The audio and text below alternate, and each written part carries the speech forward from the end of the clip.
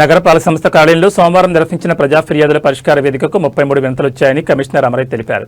సోమవారం తిరుపతి నగరపాలక సంస్థ కార్యాలయంలో డయల్ కమిషనర్ ప్రజా ఫిర్యాదుల పరిష్కార వేదిక కార్యక్రమాలు నిర్వహించారు.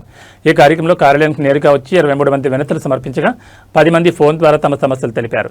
సంజీవి నగర్లో తన స్థలంలో అక్రమ నిర్మాణం చేస్తున్నారు, పరిశీలించాలని, చంద్రశేఖర్ కాలనీలో సెల్ టవర్ ఏర్పాటు చేయకుండా చూడాలని, మున్సిపల్ కూరగాయల మార్కెట్ వద్ద అనధికారిక వసూళ్లు అరికట్టాలని, భవానీ నగర్ నందు దుర్వాసన వస్తున్న డ్రైనేజ్ కాలువ శుభ్రం చేయాలని, బైరాగి పట్టడ ఆర్చి వద్ద పౌల్ట్రీ వలన ఇబ్బందులున్నాయి, పరిశీలించాలని, భూగర్భ డ్రైనేజ్ సమస్య పరిష్కరించాలని, సప్తగిరి నగర్ సుందరయ్య నగర్ నందు వాటర్ ప్లాంట్లు ఎక్కువగా ఉండడం వల్ల ఇబ్బందిగా ఉందని, లక్ష్మీపురం శ్మశాన వాటికలో సెక్యూరిటీ గార్డ్ నియమించాలని, ఈట్ షీట్ నందు మరుగుదొడ్లకు మోటార్ ఏర్పాటు చేయాలని, టీడీఆర్ బాండ్లు ఇప్పించాలని, ఎస్వీ నగర్ నందు డెంటల్ హాస్పిటల్ రోడ్ను ఆక్రమించి నిర్మిస్తున్నారు, పరిశీలించాలని కోరారు.